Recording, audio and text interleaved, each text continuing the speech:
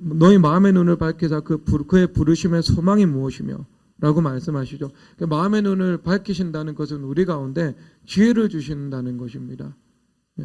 지혜와 미련함. 미련함이 있으면은 내가 쉽고 가볍게 갈 수 있는 길도 좀 자천하여서 순탄하지 못하는 길, 또 이 재앙이 있는 길, 주님께서 함께 하시지 못하는 그 길로 걸어가는 경향이 반복적으로 나타납니다. 하지만 지혜가 있으면 우리가 한 번, 두 번 연단 당할 수는 있지만 그 연단을 통해서 정말 하나의 연단을 통해서 100가지를 배웁니다. 그래서 그 다음부터는요 쉽고 가볍게 살아가죠. 평강의 길로 걸어가는 겁니다. 언제나 나에게는 이 선악과와 생명과라는 게 주어져 있잖아요. 그렇죠.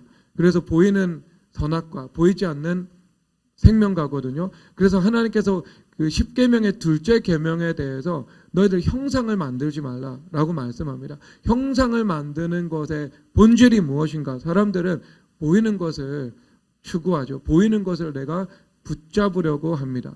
그리고 보이지 않는 것, 그러니까 보이지 않는 그 약속들, 조금 연기된 그 하나님께서 허락해 주신 그 좋은 것들, 이것을 이 붙잡는 것을 어려워하는 그런 모습들이 분명히 있습니다. 이게 명제적으로는 이해가 되지만 여러분 삶 속에서 실제 내가 선택으로 다가올 때는요 너무 보이는 형상을 내가 손에 붙잡는 경우들이 많이 있죠.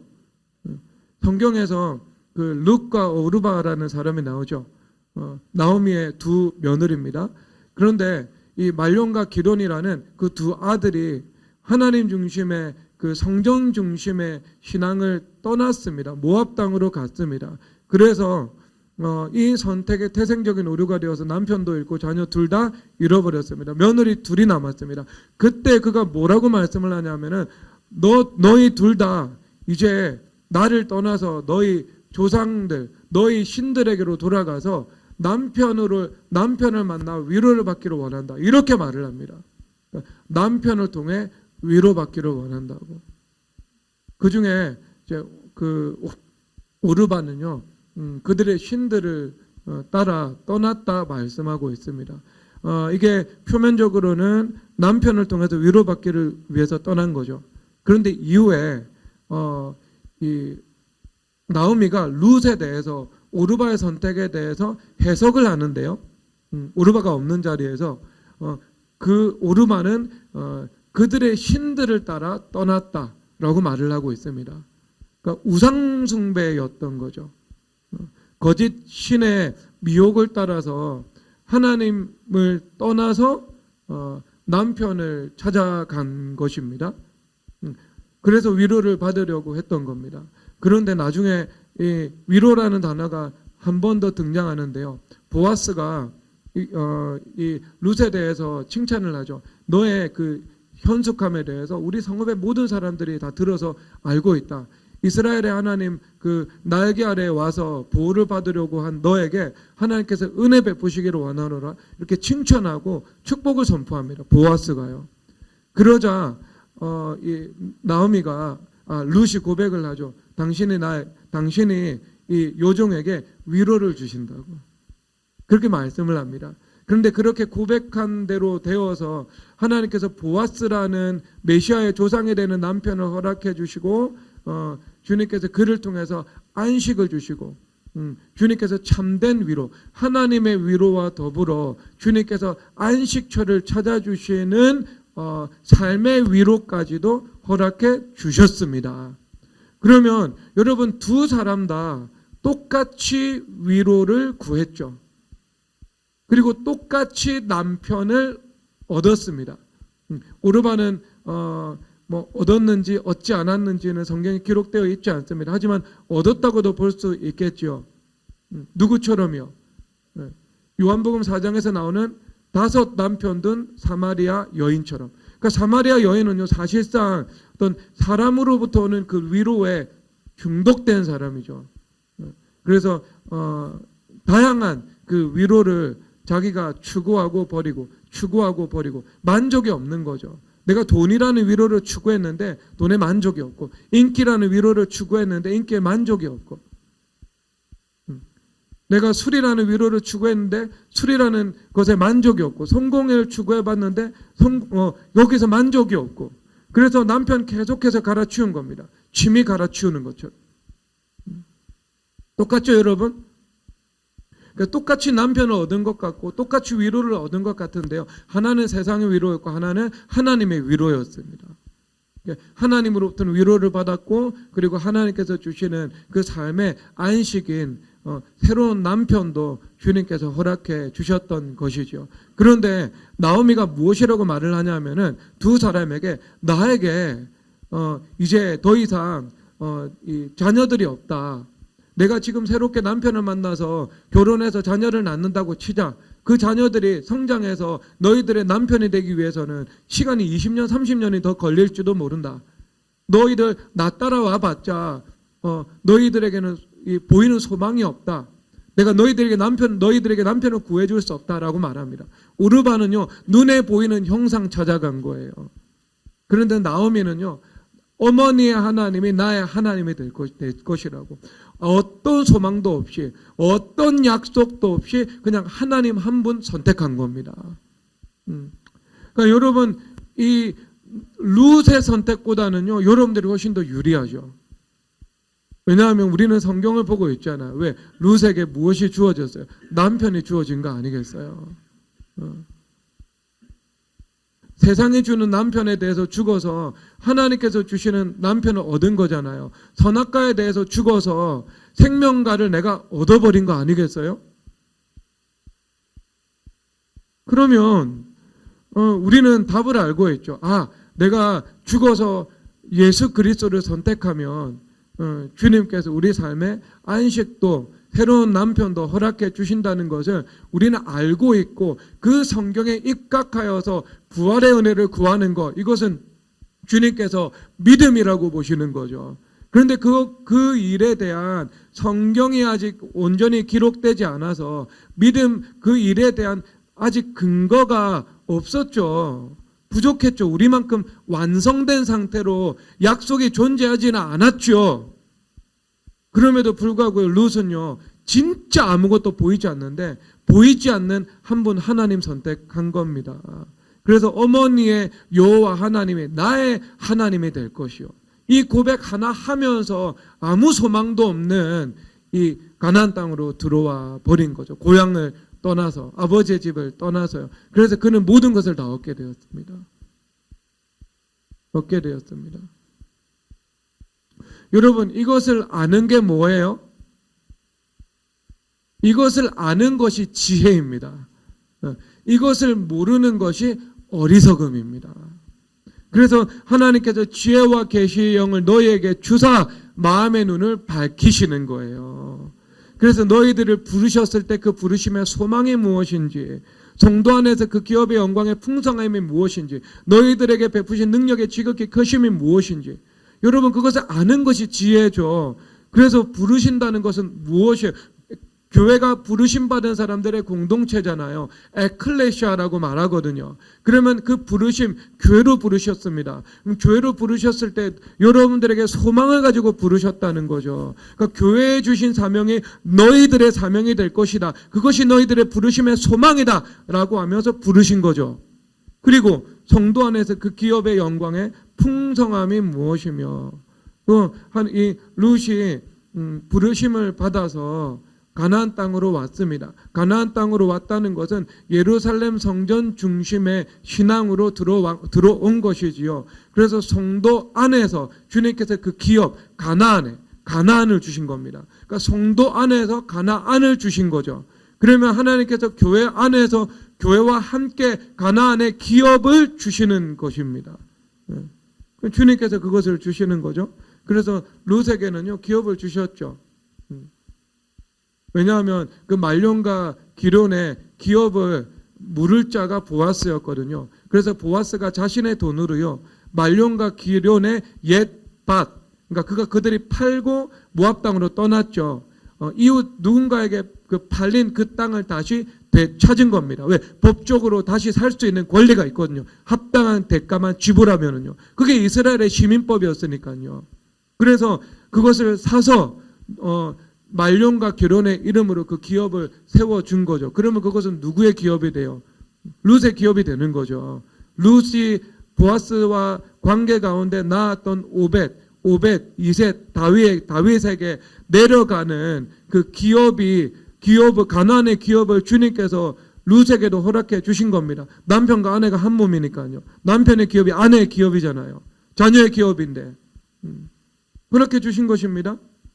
그리고 지극히 능력의 크심, 이거 부활의 능력이잖아요. 여기서 말씀하고 있는 거. 그리스도를 죽은 자 가운데서 다시 살리시고 그리스도를 다시 부활하신 능력. 그래서 이 죽어있던 나오미의 인생과 룻의 인생이 함께 하나님의 능력으로 부활을 경험하게 된 것이지 않겠습니까? 그런데 이것은 그냥 거저된 것이 아니죠. 대가를 치르지 않고 된 것이 아니죠. 선악 앞에서 자기를 부인한 것, 그리고 보이는 성상이 아니라 보이지 않는 약속을 선택한 것, 그 결과로 하나님께서 허락해 주신 겁니다. 그러니까 여러분, 그것을 아는 것이 무엇이라고요? 아는 것이 지혜인 거예요. 그것을 모르는 것이 어리석음인 것입니다. 그러니까 여러분, 신앙생활은요, 지혜가 있어야 잘합니다. 지혜가 있으면은요, 여러분 얼마든지 쉽고 가벼운 길로 걸어갈 수 있어요. 여러분 인생의 평강의 길을 닦을 수 있습니다.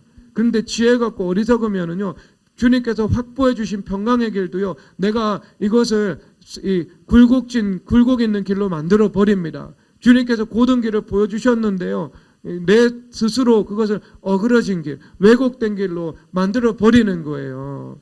여러분, 쉽고 가벼운 길, 그 평강의 길을 여러분들이 분별해서 선택하고 자기 부인해서 걸어갈 수 있는 그 지혜가 여러분 가운데 임하기를 주 예수 그리스도의 이름으로 축복합니다.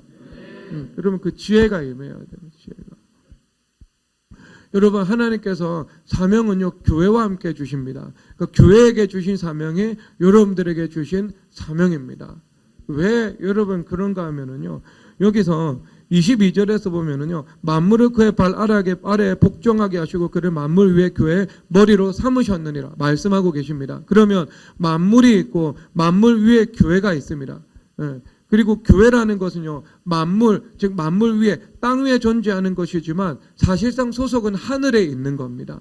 그래서 하나님 보좌 우편에 예수님께서 계시고요, 하나님 보좌 우편에 계신 그 예수님의 몸이 바로 교회인 겁니다. 그러면 교회는요, 사실상 땅에 있지만 지금 어디에 존재하고 있는 거예요? 하늘에 존재하고 있는 겁니다. 그렇죠. 그래서 에베소서 2장 6절 다 함께 읽어보도록 하겠습니다. 시작. 또 함께 일으키사 그리스도의 손에서 함께 하늘에 앉히시니. 자, 여기서 너희들을 함께 그리스도 예수 안에 여기서 함께 하늘에 앉히시니라고 말씀을 하고 있습니다. 여러분, 함께 앉아 있어요. 그러니까 내가 혼자 앉아 있는 게 아니에요. 함께 앉아 있다는 거죠. 누구와요? 교회 공동체와 함께. 교회 공동체와 함께 혼자 앉아 있는 거 아니에요. 여러분 혼자 만물 위, 그 다음 머리 대신 그리스도가 되어가지고요, 하늘 보좌에 앉아 있는 것 아니에요. 여러분, 이 말씀에 의하면 교회됨 없으면 부르심의 소망도 없고 성도 안에 기업의 영광도 없고 그의 능력에 지극히 크심도 없어요. 그리고 만물 위도 없어요. 그리고 하늘에 앉아 있지도 못해요. 하늘에 앉아있다는 것은요, 예수님께서 지금 하나님 보좌 우편에서 천하 만물의 대권을 주님께서 위임받으셔서 하늘의 권세와 땅의 권세로 하늘과 땅의 모든 것을 다스리고 있다는 것을 말씀하고 계시는 거예요. 그런데 우리가 함께 예수님과 함께 앉아서 그 만물의 통치권을 그리스도로부터 위임받아서 통치하고 살아간다라는 것입니다. 그래서 제사장은 하나님과 교통하고 왕은 땅을 다스리는 거예요. 그래서 왕 같은 제사장인 것입니다. 그런데 여러분, 여기서 우리가 어디에 있어요? 그러니까 땅에 있어요, 하늘에 있어요? 땅에 있지만 하늘에 있는 겁니다. 그래서 너희들의 시민권은 어디에 있다고? 빌립보서에서 너희들의 시민권은 하늘에 있다, 이렇게 말씀하고 계신 겁니다. 그러니까 우리는 하늘에 속한 존재이고 이제 하늘과 하나가 되어서 살아가는 존재고 하늘 권세를 가지고 살아가는 존재, 하늘의 지혜로 살아가는 존재. 그러니까 우리가 무엇을 위해서 이제는 살아가는 존재죠? 당연히 하나님 나라와 의를 위해서 살아가는 존재죠. 그래서 너희들은 그 나라와 그 의를 먼저 구하라. 그래야만 이 모든 것을 더하시리라. 땅의 모든 것은 하늘의 삶을 살아갈 때 더해 주신다는 거잖아요. 그렇죠. 하늘. 그러면 그 하늘로 올라가는 유일한 어떤 통로가 있지 않겠어요, 여러분? 통로가 있잖아요. 그 통로는요, 예수 그리스도인데요. 예수 그리스도. 그 어거틴이라는 우리 기독교 최고 사상가가 있잖아요. 그 어거틴의 그 영향을 많이 받죠. 그 기독교 이 헤브라이즘 이 문명은요. 그런데 그분이 어떤 이 세상 철학, 뭐 정확하게 말하면 플라톤인데요. 세상 철학하고 그 다음에 이 신학, 그러니까 하나님 중심의 이 사고 체계에서 말씀해 주시는 그 길, 이게 결정적으로 다른 게 뭐냐면요. 철학은 진리에 대해서 보여줄 수는 있는데 진리로 가는 길이 없고. 그 길이 없다는 거죠. 거기로 나아갈 수 있는 길. 그런데 이 하나님의 말씀은요, 그 길이 있죠. 그 길이 뭐냐면 성육신하신 예수 그리스도이십니다. 그래서 말씀이신 예수 그리스도께서 육신을 입고 이 땅 가운데 오셨잖아요. 그래서 하늘이 땅에 오신 것입니다. 그렇죠. 하늘이 땅에 오신 거죠. 그러니까 하늘이 땅에 왔기 때문에 우리가 하늘로 갈 수 있는 길이 열린 것입니다. 하늘이 땅에 왔으니까요. 땅에 임한 그 하늘과 연합되면, 땅에 임한 그 하늘과 하늘을 내가 바라보면, 땅에 임한 그 하늘을 내가 믿으면, 그래서 성육신하신 예수 그리스도를 믿으면, 그래서 성육신하신 예수 그리스도를 믿고 그분과 연합되면 우리는 이미 하늘과 연합이 된 거잖아요. 그렇죠? 하늘이 땅에 임한 것, 그것이 바로 성육신하신 예수 그리스도시니까요. 그런데 그 성육신하신 예수 그리스도께서 단지 땅에만 머물러 계시는 거 아니죠. 십자가, 여기서 십자가에서 죽으시고 그 다음에 함께 일으키고 함께 하늘에 앉히셨다라고 말씀을 하고 있잖아요. 이 땅에 내려오셔서 성육신하셨고요. 십자가에서 죽으셨어요. 그 다음에 주님께서 부활하셨죠. 부활하시고 승천하시고 그 다음에 보좌 우편에 주님께서 다스리고 계신데, 이제 부활하고 승천하고 보좌 우편에서 주님께서 다스리는 것이 어떻게 이루어졌다고? 이제 함께 이루어진 거예요. 함께. 누구와 함께? 교회와 함께예요. 그러니까 이것을 여러분 쉽게 이야기를 하면 하늘의 땅에 왔습니다. 그리고 땅에 오셔가지고요, 교회와 함께 다시 하늘로 올라가신 거예요. 그렇죠. 그러니까 예수 그리스도께서 무엇이 되어 주시는 거예요? 길이 되어 주시는 거예요. 진리를 보여주기만 할 뿐, 그것도 진리가 아니에요. 진리가 아니지만 그 진리 유사한 것을 보여주기만 할 뿐, 거기로 가는 길을 보여주지 길이 없는 반면 이 기독교, 성경, 하나님의 말씀, 그것은 성육신하신 예수 그리스도, 하늘이 땅에 내려오시고 땅에서 우리와 함께 하늘로 올라가시는 겁니다. 이게 다른 거죠. 그러면 우리는 지금 어디에 있어요? 하늘에 우리의 위치가 있다니까요. 하늘의 삶을 살아가야 됩니다. 그러면 자, 그렇게 하늘의 위치로 우리가 하늘의 위치 가운데 우리가 존재하고, 그리고 하늘의 삶을 살아가고, 이것이 무엇을 통해서 된다고 오늘 말씀하고 계세요? 만물 위 교회의 머리 대신 그리스도다, 이렇게 말씀하고 있는 겁니다. 그래서 여기서 표현하는 이 어떤 워딩을 잘 봐야 되겠죠. 만물 위에 교회가 있죠. 근데 교회 위 예수 그리스도가 있는데요. 교회 머리 대신 그리스도라고 이야기를 하고 있습니다. 그래서 교회와 머리 대신 그리스도는요, 분리된 개념이 아니고 연합된 개념이죠. 그리고 만물 위에 있는 겁니다. 만물은 땅에 있는 거니까요. 그래서 땅 위에 교회가 있고, 교회는 머리 대신 그리스도와 연합된 것입니다. 그래서 하늘의 삶을 살아가도록 주님께서 우리 가운데 은혜를 베풀어 주시는 것입니다. 그러면 여러분, 자, 여기서 개념은 단순히 지금은 이제 하늘의 차원에서 머물러 있는데요.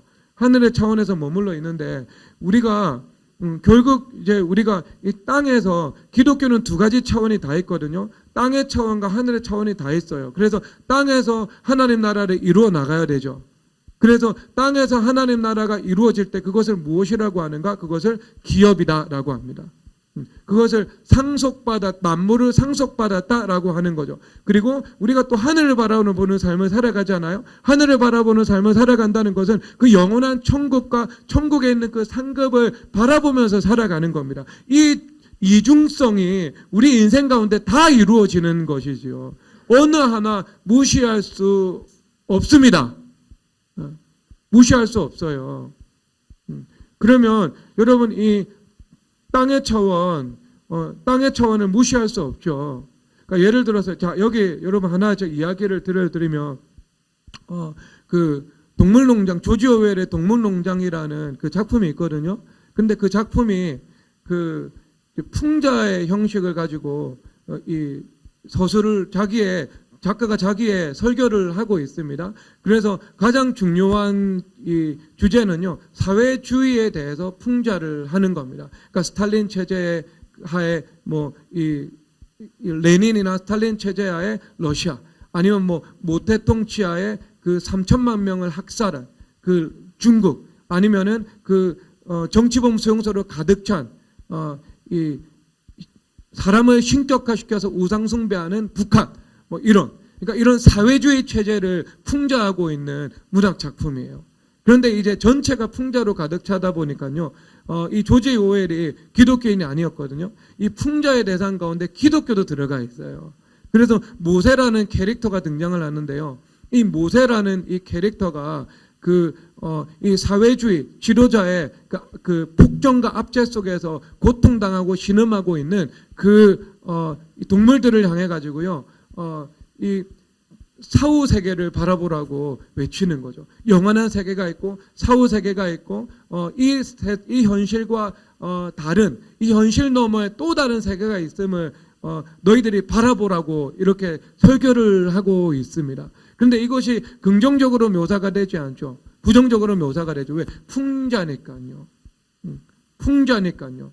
그래서 여러분 여기서 이 문화의 영향력, 이것이 우리가 읽을 수 있거든요.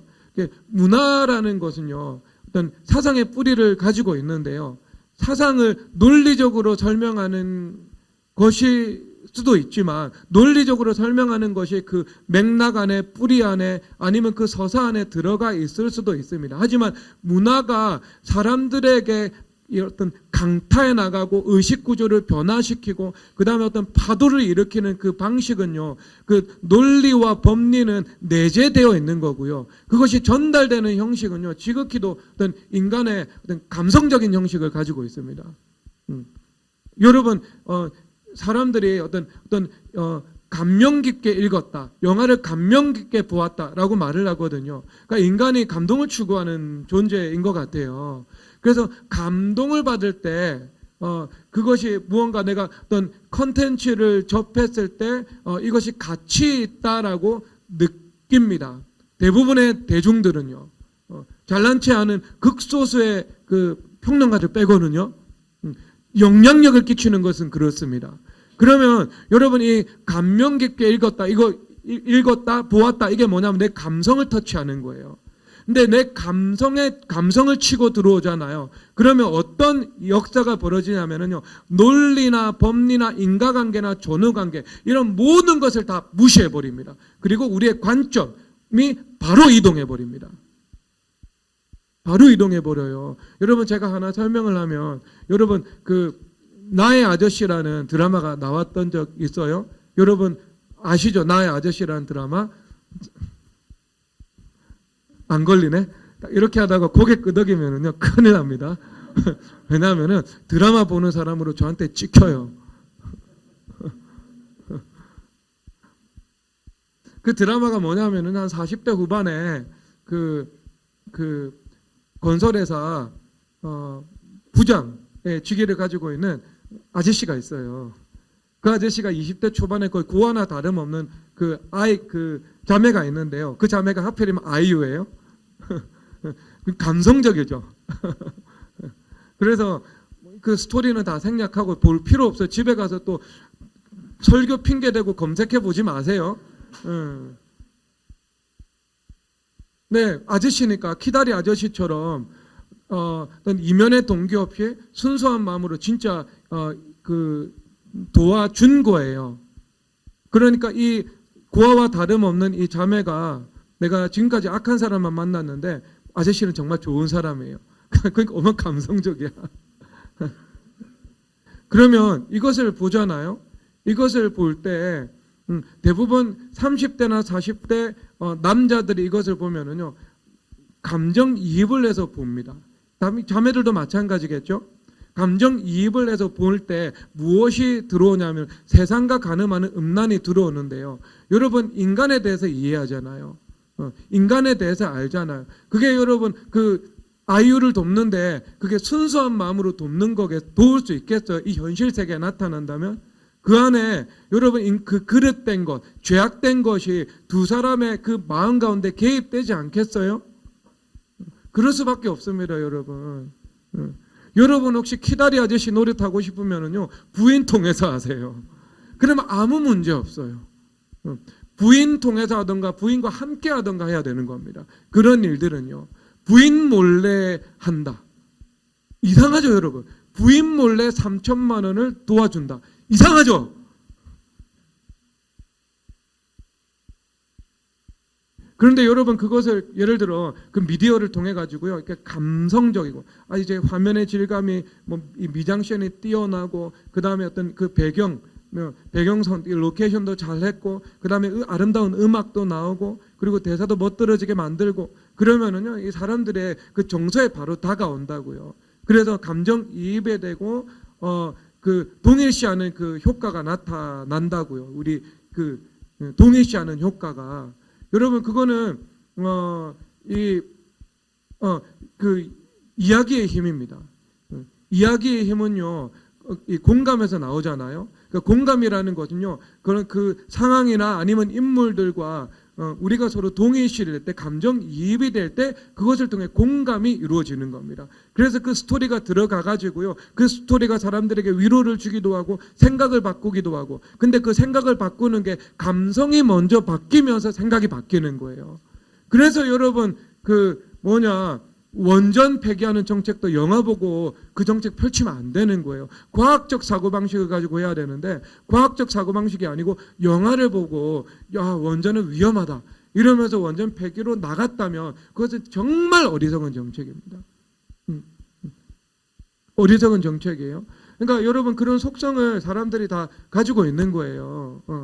감성이 변화되면은요 이성과 논리는 무시됩니다. 그리고 나서 감성이 옮겨간 대로 나의 이성적인 판단이나 생각도 저절로 옮겨가게 마련이에요. 그래서 서사가 얼마나 강력한 힘을 가지고 있는지 몰라요. 그런데 여러분 만약에 그런 책을 읽으면서 그냥 냉정하게 객관적으로 읽고 끝내버리면 상관이 없는데요. 만약에 그 책을 읽고 내가 감명을 받았다.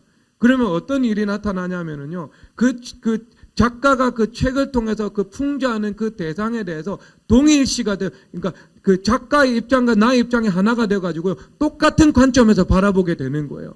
그래서 사회주의를 풍자하는 것은 좋은데 기독교를 풍자하는 것도 나의 똑같은 어떤 감수성에 들러붙어 버리게 되는 겁니다. 그러면 어떤 일들이 나타나냐 하면은요, 기독교와 상관없는 사람들은요, 마치 그것이 기독교의 전부인 것처럼 생각하게 돼요. 그리고 기독교와 관련 있는 사람은요, 그 메시지에 대해서 방어적으로 반응을 하게 됩니다. 그러면 여러분, 자, 이 감성적인 것을 빼고요, 한번 논리를 가지고 한번 생각을 해보세요. 논리를 가지고 한번 생각을 한번 해보세요. 여러분, 한 영혼이 천국 가고 지옥 가는 것보다 더 중요한 일이 있어요, 없어요? 중요한 일 없어요. 여러분 다니엘서 11장 한번 펼쳐보세요. 여러분 길 좀 잃지 마세요. 제가 좀 복잡하게 설교를 하고 있어서 길을 잃어버리면 안 되겠습니다.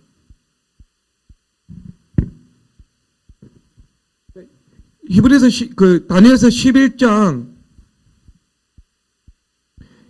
2절에서 4절까지 보면은요, 이게 누구에 대한 이야기냐면은 BC 6세기에 다니엘이 썼습니다. 이것을요. 유대인 랍비들은요, BC 4세기에 그 구약 성경 정경화 작업 다 끝냈어요. 그리고 BC 6세기에 썼습니다. 그들은 이걸 인정합니다. 자, 그리고 BC 6세기에 나온 인물에 대해서 이야기를 하고 있습니다. BC 4세기요. 그러니까 200년, 역사적인 사실보다 200년 앞서서 정확하게 예언하고 있는데요. 너무 정확하게 예언을 했습니다. 자, 여기서 바사에서 새 왕들이 일어날 것이요. 이렇게 말씀을 하고 있죠. 이것은요, 그 페르시아의 고레스 이후에 새 왕을 의미하고 있습니다. 그리고 나서 그 이후에 넷째라고 말을 하죠. 이 넷째가 누구냐면 여러분 그 에스더서에 나오는 아하수에로 왕입니다. 근데 아하수에로 왕이 또 다른 이 방법으로 크세르크세스라고 이름을 불리고 있는 왕이거든요. 근데 이 왕이 모든 사람을 부요함으로 강하여진 후에는 모든 사람을 충동하여 헬라 왕국을 칠 것이며, 그러니까 에스더서에서 보면 그의 왕국이 얼마나 부요한지에 대해서 설명을 하고 있습니다. 구체적으로. 그리고 그가 헬라 왕국을 쳤다 이렇게 말씀을 하고 있습니다. 여러분 이때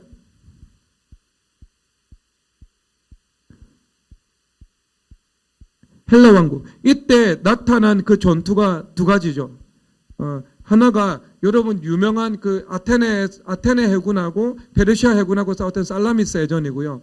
그리고 또 하나의 육군 전쟁인데 스파르타 육군하고 그 다음에 페르시아 육군이 싸웠던 테르모필레 전투입니다. 근데 이게 영화화가 되었죠. 영화 300. 영화 300 보지 마세요. 이것도 잔인한 영화입니다. 순종해야지. 영화 집에 가서 봐야지. 보지 마세요. 300명이 그 10만 그에 가까운 페르시아 대군하고 맞서 싸워서 그 길목을 지키면서 지켜냈다는 이야기입니다. 그게 이 두 역사적인 전투입니다. 세계사에 기록된 전투죠. 그런데 이미 200년 전에 이것을 기록을 하고 있어요. 헬라 왕국을 칠 것이라고. 이때는요, 그 헬라 왕국이 두각을 나타내고 있지 못할 때였습니다. 잠재력을 가지고 있을 때였거든요. 그런데 헬라 왕국을 칠 것이다. 이렇게 말씀을 하고 있습니다. 자, 그러면 3절. 장차 한 능력 있는 왕이 일어나서, 이 능력 있는 왕이 누굴까요? 능력 있는 왕. 누굴까 한번 생각 한번 해보세요. 여러분 그냥 이것은 상식을 동원하면 됩니다. 알렉산더입니다. 알렉산더 왕이 일어나서 큰 권세로 다스리며 자기 마음대로 행하리라. 그렇죠. 그가 두로 점령하죠. 느부갓네살도 점령하지 못했던 페니키아 두로 정복하죠. 이집트 정복하죠. 그리고 나가서 페르시아 정복해요. 그래서 알렉산더가 들어올 때는 해변길로 들어오고요. 나갈 때는 왕의 대로로 빠져나갑니다. 알렉산더는요, 갔던 길로, 왔던 길로 되돌아가지 않아요. 제가 말했잖아요. 그 유다 지역을 관통하는 두 개 도로가 있다고, 해변길이 있고 왕의 대로가 있다고. 들어올 때는 해변길로, 그리고 나갈 때는 왕의 대로로 나가요. 그리고 페르시아 정복하고 인도 정복해요. 인도 정복하고 돌아올 때도요, 왔던 길로 되돌아가지 않아요. 그리고 자기 나라 되돌아가지 못했죠. 왜? 32살에 죽었으니까요.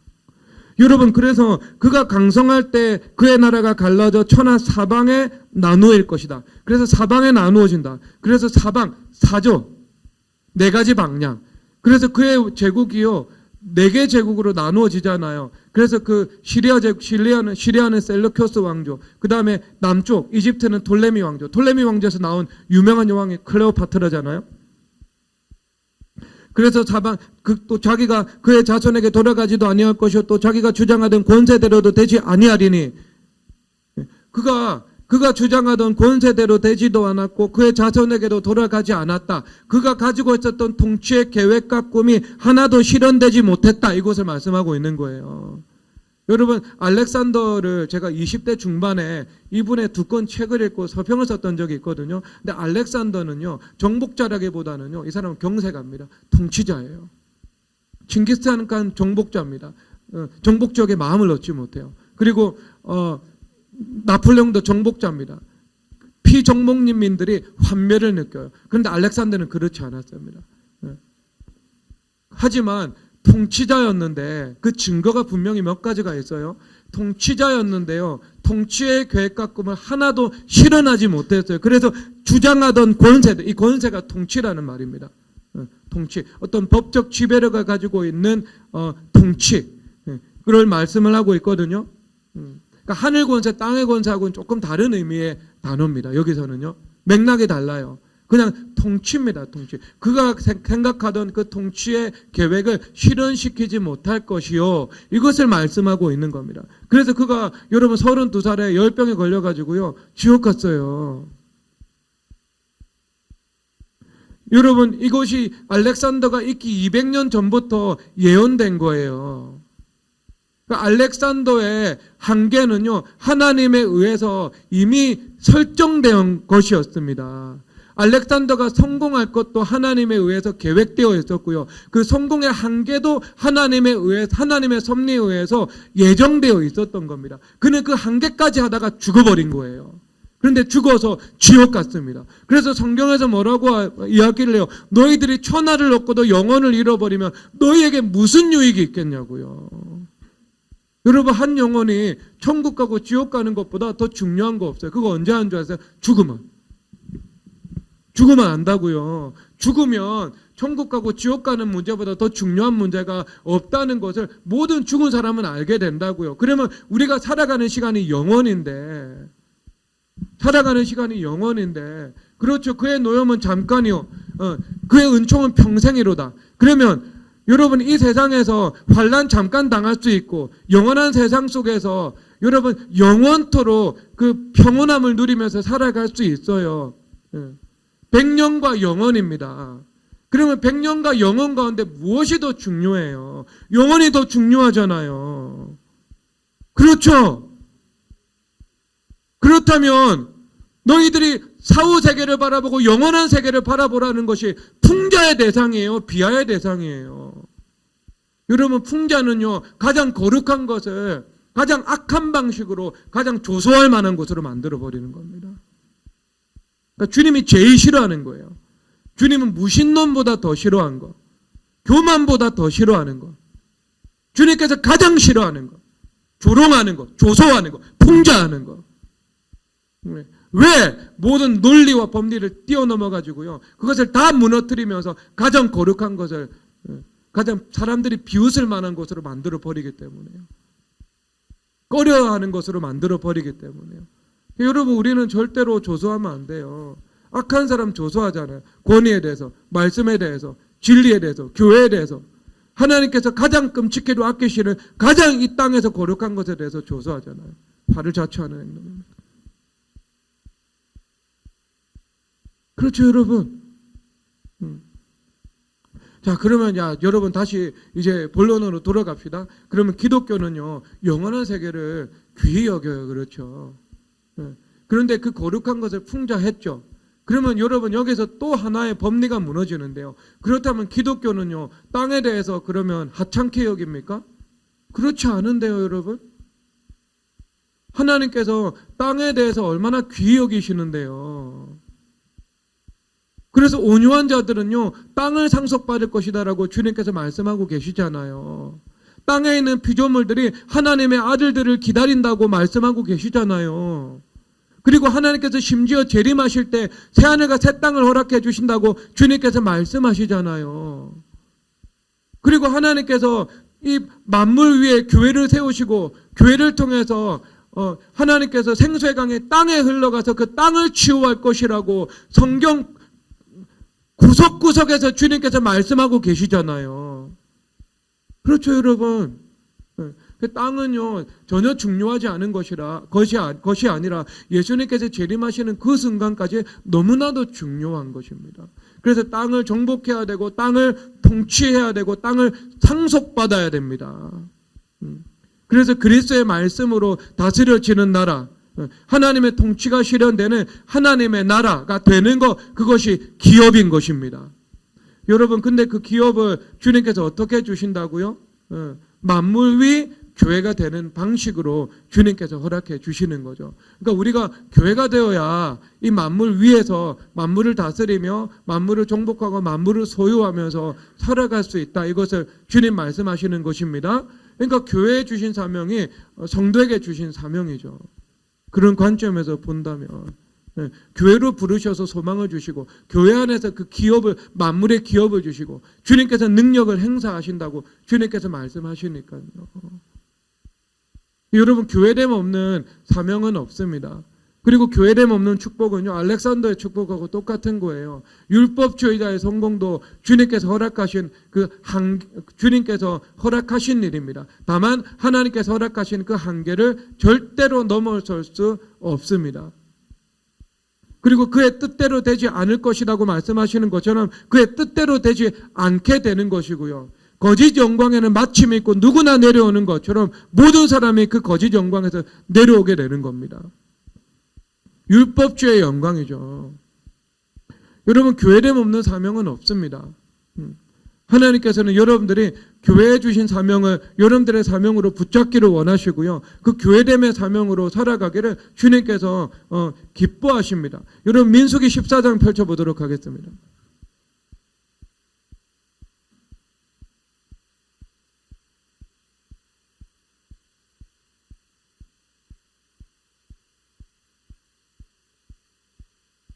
민수기 14장 43절, 44절, 42절부터 44절까지 다 함께 합독해서 읽도록 하겠습니다. 시작.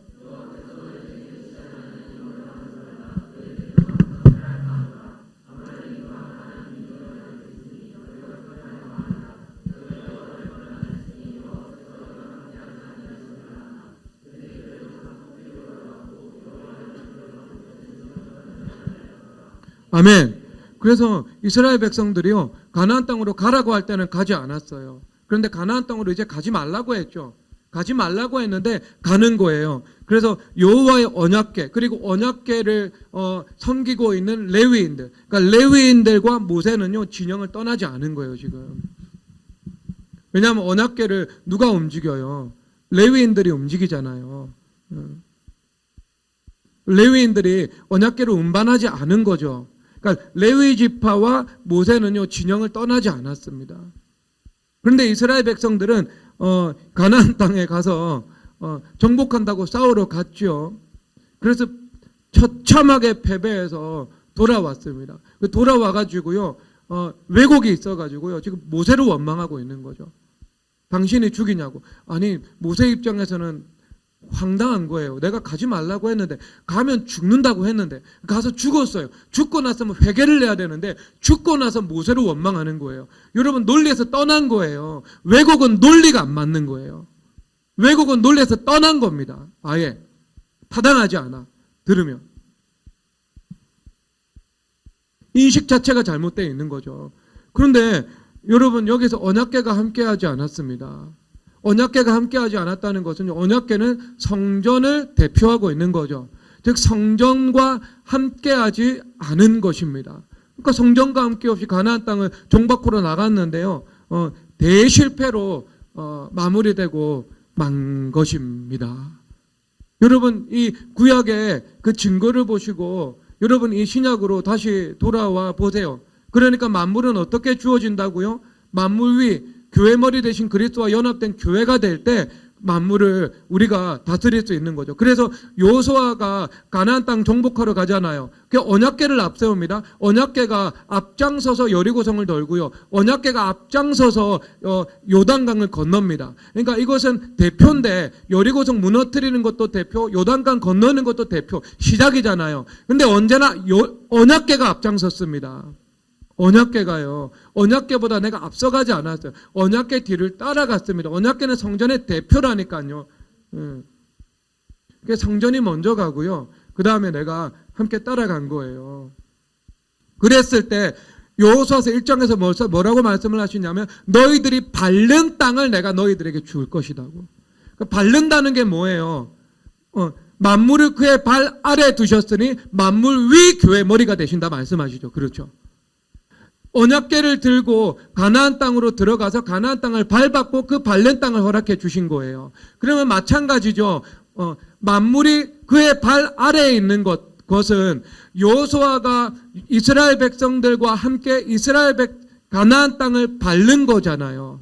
똑같은 거예요. 가나안 땅을 통치하고 정복하고 소유하고 다스리는 거예요. 똑같은 방식으로 만물 위에 교회가 있어가지고요. 교회 발 아래 만물을 두는 겁니다. 그래서 만물을 똑같은 방식으로 우리가 밟고 소유하고 통치하고 말씀으로 다스려 나간다. 이것을 보여주고 있는 것입니다. 그러면 언약궤하고 함께 간 것처럼 우리는 머리 대신 그리스도와 연합되어서 그리스도의 몸인 교회가 되어서 가는 거예요. 똑같이 여러분 이것은 그냥 그대로 대칭이 되잖아요. 대칭이 되잖아. 그래서 하나님께서 이 에베소서 3장 6절에서 뭐라고 말씀을 하시냐면은 이는 이방인들이 복음으로 말미암아 그리스도의 선에서 함께 상속자가 되고 함께 지체가 되고 함께 약속에 참여하는 자가 됨이라. 아멘. 그래서 함께 상속자가 된대요. 함께 교회와 함께 성도와 함께 내가 만물을 상속받는 거죠. 내가 정복하는 것 같은데 내가 소유하는 것 같은데 하나님께서 나에게 상속을 허락해 주시는 것입니다. 그러니까 위에서 아래로 은혜로 주어지는 선물, 이것이 만물입니다. 그리고 함께 지체가 되고 그리스도의 몸이 된다, 교회가 된다는 거죠. 동일한 말씀입니다. 그리고 함께 약속에 참여하는 자가 된다. 하나님께서 우리 가운데 약속을 주신다. 치유의 약속을 주시고 룻처럼 새로운 남편의 약속을 주시고 주님께서 나오미처럼 그 인생의 기쁨의 회복의 약속을 주시고 아브라함처럼 자손의 약속을 주시고 주님께서 약속을 주신다. 무엇을 통해서? 교회를 통해서 주신다는 거예요. 교회를 통해서. 그러니까 여러분 그 교회와 함께 가는 게 얼마나 중요한 줄 아시겠죠? 언약궤 없는 곳에서 여러분 해봤자 열매 없어요. 하나님 말씀이 없는 곳에서 해봤자 의미가 없다고. 여러분 예수 그리스도 예수님 교회 머리 되신 예수님 입장에서 생각을 한번 해보세요. 교회를 세우시고요. 예를 들어 교회에서 공예배가 있어요. 공예배, 주일 예배가 있고 저녁 예배가 있고 그 다음에 수요 예배가 있잖아요. 그러면 공예배가 있어요. 공예배 시간에 하나님께서 말씀을 주시고 그 말씀을 통해서 주님께서 복을 주시잖아요. 말씀을 통해서 복을 주시잖아요. 성경에서 예레미야 선지자가 말씀을 했는데 이게 심고 뽑고 파멸하고 세운다고 말씀하시잖아요. 예레미야 선지자의 말씀을 듣지 못했던 애굽도 그 말씀의 지배를 받아서 망하고 망했다가 다시 세워지고 그렇게 된 거예요. 지금 예레미야의 말씀을 듣는 사람들은 많이 없었다고요. 귀담아 듣지 않았다고요. 환영받지 못했던 눈물의 선지자라고요. 그런데 그가 선포한 말씀대로 된 거예요. 그러니까 그만큼 주님께서는 말씀을 통해서 복을 주시고 통치를 해 나가십니다. 주님의 세계 경영이에요. 그러면 주님께서 이 자리에서 성도들에게 믿음을 주고 그 믿음을 통해서 약속을 주고자 강단에서 말씀을 선포하는데 말씀을 선포하는 시간에 여러분들이 임의대로 다른 것을 하고 있어요. 임의대로. 그러면 하나님께서 무소부재하신 하나님께서 그렇죠. 여기 여러분 에베소서 4장에서 보면은요, 주님께서 뭐라고 말씀을 하시냐면은 만유 위에 계시고 만유를 통일하시고 만유 가운데 계시도다. 만유를 통일하신다는 것은요, 모든 만물들이 주님으로 말미암아 서 있다는 거예요. 그렇죠. 그러면 예수님께서 이 강단에서 말씀을 선포하실 때 이 자리에서 예배를 통해서 영광을 받고 계시지만 여러분들이 다른 곳에 있을 때 다른 그 곳에서도 예수님께서는 여러분들을 보고 계신 거예요.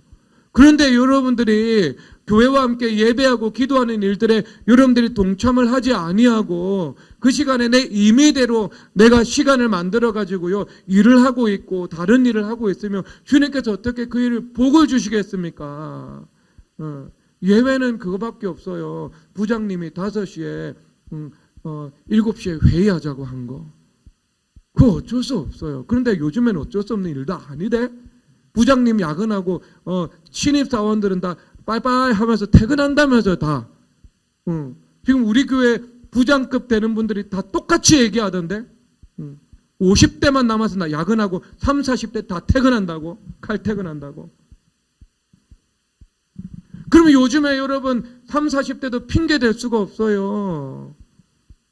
핑계 댈 수가 없어. 안 그래요? 어떻게 핑계를 대요? 대표들은 진짜 여러분 핑계 댈 수가 없어요. 왜? 대표는요, 회사에서 마음대로 하는 게 대표잖아요. 마음대로. 그러면 직원들 얼마나 좋아하겠어요. 수요일 날에는 모두 6시 퇴근한다. 자, 집에 가! 그리고 불 끄고 컴퓨터 끄고 매장 셔터 내리고 전부 수요예배 가십시오.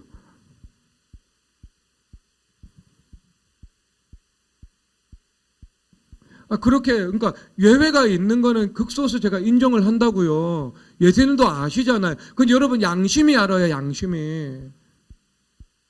의도적인 건가? 아니면 이것은 정말 피할 수 없는 것인가? 양심이 알잖아요.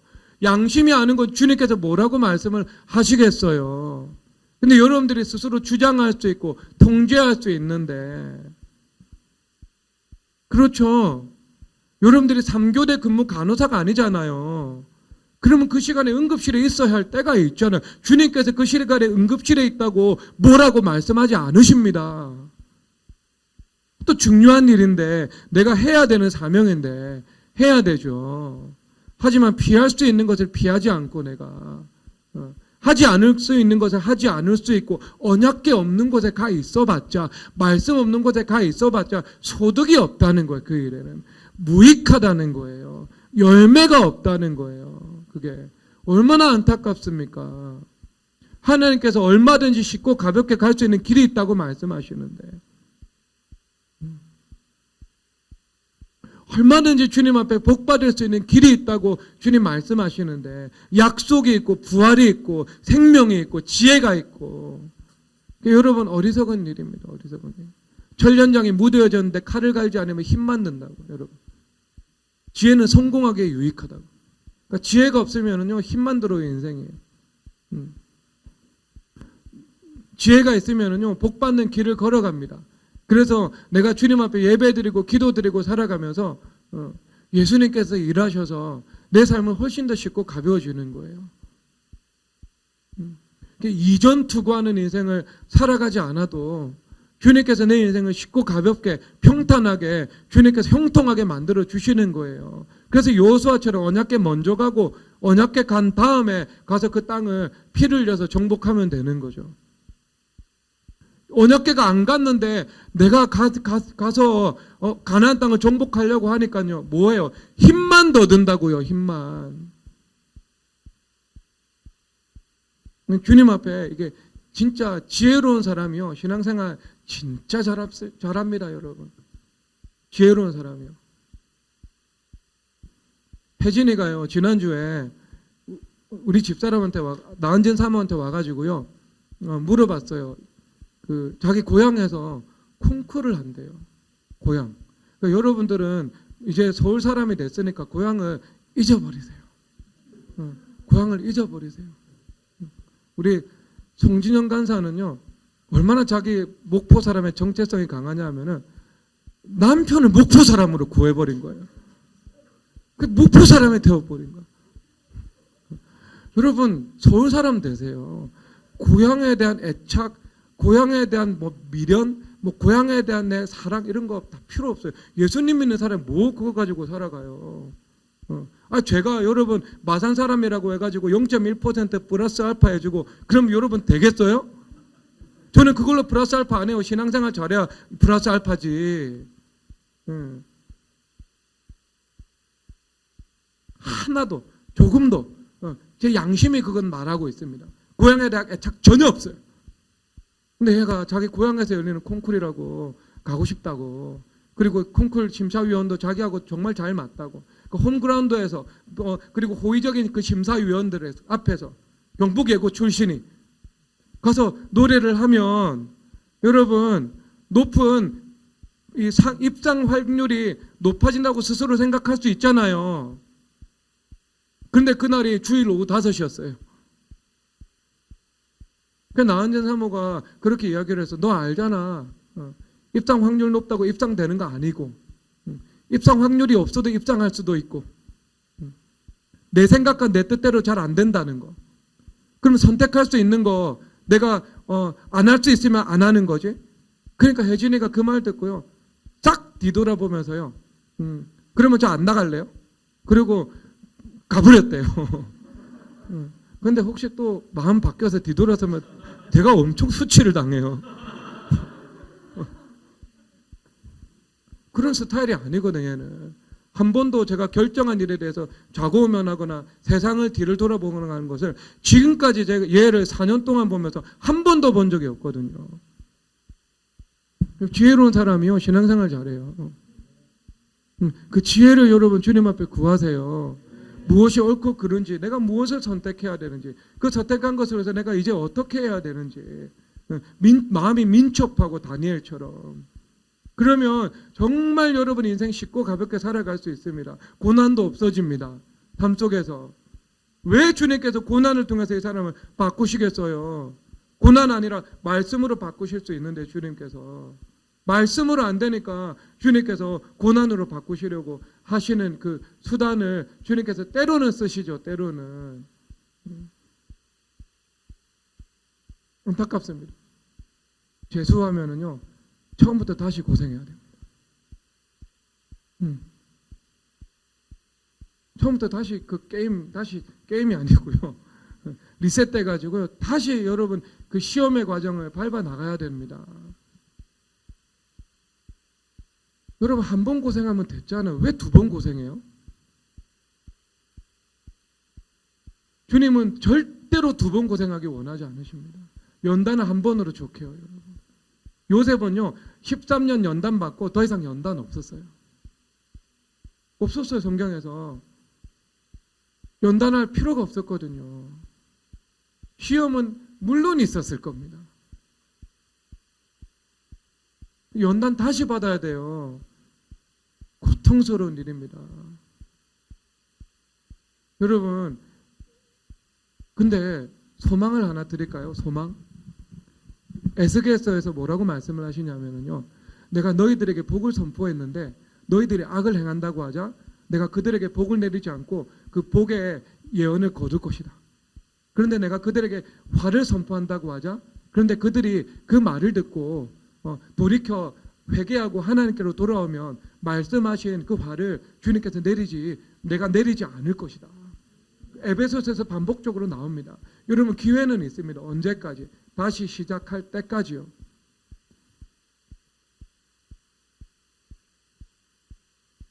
여러분 한 번 고통당하고 두 번 고통당하지 않기를 바랍니다. 연단은 단번에 예수님께서 단번에 십자가 지신 것처럼 그 단번으로 끝나기를 주님의 이름으로 축복합니다. 그럼 여러분 교회가 되어서 살아가야 되고요. 교회와 함께 시간 보내야 됩니다. 엉뚱한 거 해봤자요. 열매가 없어요. 힘만 더 들어요. 근데 여러분 그 교회됨의 길을 걸어가잖아요. 그럼 예수님께서 은혜를 베푸시죠. 은혜를 베푸실 수밖에 없습니다. 그렇다면은요. 그리고 교회에 주신 사명이 여러분들에게 주신 사명입니다. 하나님께서 우리 미래교회 문화를 하나님께서 문화를 사명으로 주실 것이다. 이 땅의 문화 가운데 하나님의 통치가 이루어지는 것. 문화, 변혁 이것을 교회 가운데 사명으로 주실 것이다. 주님께서 말씀해 주셨어요. 여러분 이거 이루어질 겁니다. 이루어질 거예요. 알렉산더에 대한 말씀이 200년 있다가 이루어졌잖아요. 말씀하시면 이루어진다고요. 언젠가는. 주님께서 그러면 교회 안에 이 문화의 일꾼들을 주님께서 세워나가실 거예요. 당연히 죽게 많은 아이들 가운데 문화의 일꾼들이 나타나겠죠. 그건 상식의 일입니다. 이것은요. 하지만 여러분 그 주캠에 해당하는 그 범위에 없다 할지라도요. 주님께서 문화의 일꾼들을 세워나가실 거예요. 문화는 너무 다양해요. 여러분 언론도요. 문화예요. 그렇죠? 그 다음에 영화도 문화예요. 그리고 미디어, 방송 이것도 문화죠. 그리고 작가처럼 내가 스토리텔러가 되어가지고 하나님 중심의 그 서사를 구축하는 거 이것도 문화죠. 아니 적들도 감성이라는 것을 이용해 가지고 자기의 어떤 이 명제를 우리한테 주입하는데요. 우리가 왜 그것을 이용하지 못하겠어요? 하나님께서 주시는 우리는 그 창조성이 있는데, 하나님 허락하신 그 범위 안에서 상상력이 있는데, 여러분 그 대표적인 작품이 톨킨의 반지의 제왕이고 C.S. 루이스의 모든 작품과 나니아 연대기예요. 이분들이 여러분 인터넷에서 정보 보지 마세요. 그 반은 틀리고 반은 맞아요. 그런데 이분들이 분명히 이야기를 했습니다. 이 반지의 제왕과 그리고 이 C.S. 루이스 나니아 연대기를 통해서 이 아이들이 나중에 성장했을 때 그 기독교 세계관을 향해서 유연하게 반응하도록 대중 선교를 위해서 이것을 만들었다고. 그게 여러분 숨은 목적이에요. 그것을 드러내면 안 읽히잖아요. 읽혀야죠. 근데 그것을 반감을 가질 수 있잖아요, 사람들이. 그러니까 이것을 이 본인들의 서신 이런데 그 프라이머리 소스 1차 자료에 기록을 해놓은 거예요. 1차 자료에 그 의도에 대해서. C.S. 루이스는 아예 그냥 드러내놓고 이것을 기독교적으로 의미로 이야기를 했고요. 근데 둘 다 똑같은 작품이에요. 여러분 그런 서사가 왜 구축되지 못하리라고 보십니까? 저는 그렇게 생각하지 않아요. 여러분 그와 방불케 하는 여러분 그 스토리텔러들이요, 각 영역 가운데 주님께서 세워나가기를 원하는 것, 그것이 그 주님의 보관이에요. 보관. 여러분 그 문화의 일꾼, 여러분 교회 안에서 주님께서 세워나가실 겁니다. 그냥 여러분 기도하십시오. 교회됨이 먼저입니다. 교회에게 주신 사명이 성도에게 주신 사명입니다. 교회에게 문화를 맡겨주셨기 때문에 성도에게 문화의 일꾼으로 주님께서 세워나가시는 것입니다. 여러분 그 교회됨 온전히 이루시기를 주 예수 그리스도의 이름으로 축복합니다. 이 시간 찬송하도록 하겠습니다.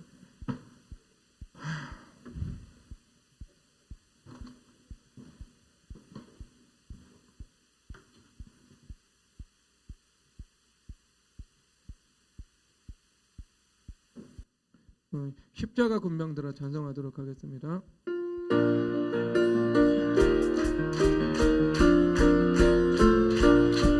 십자가 군병들아 주 위에 일어나 기들고 앞서 나가 담대히 싸우라. 주께서 승천하고 영광을 얻도록 그 군대 거느리사 이기게 하시리. 십자가 군병들아 주 위에 일어나 그 나팔 소리 듣고 못 나가 싸우라. 수 없는 원수 앞에 주 따라갈 때에 주의 힘을 주사 강하게 하시리. 십자가 군병들아 주 위에 일어나 내 힘이 부족하니 주 권능 믿으라.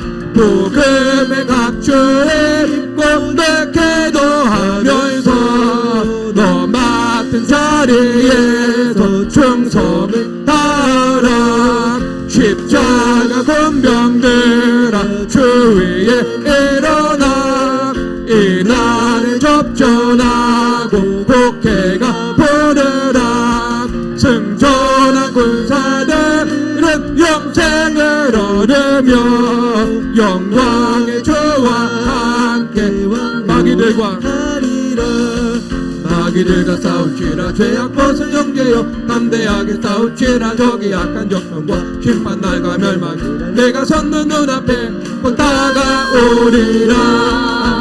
영광 영광 할렐루야. 영광 영광 할렐루야. 영광 영광 할렐루야. 곧 승리하리라. 마귀들과 싸울지라. 죄악 벗은 형제여 고함치는 무리들은 흉한 마귀 아닌가. 무섭고도 너로 모두 떨쳐버리고 주 예수 붙들라. 영광 영광 할렐루야. 영광 영광 할렐루야. 영광 영광 할렐루야 고생대하리 마귀들과 싸우시라 죄악 벗은 형제여 구주 예수 그리스도 그 심판을 멀리고 너를 도와주시려고 서서 기다리시니 너서 나오라 영광 영광 할렐루야 영광 영광 할렐루야 영광 영광 할렐루야 고생대하리라. 아멘. 이 시간 함께 기도드리겠습니다. 말씀 붙잡고 교회됨 이루게 하여 주시고 그것을 방해하는 그 우상들을 주님 십자가로 보냅니다. 지혜를 허락하여 주시옵소서. 이 시간 주여 삼창하고 기도드리겠습니다. 주여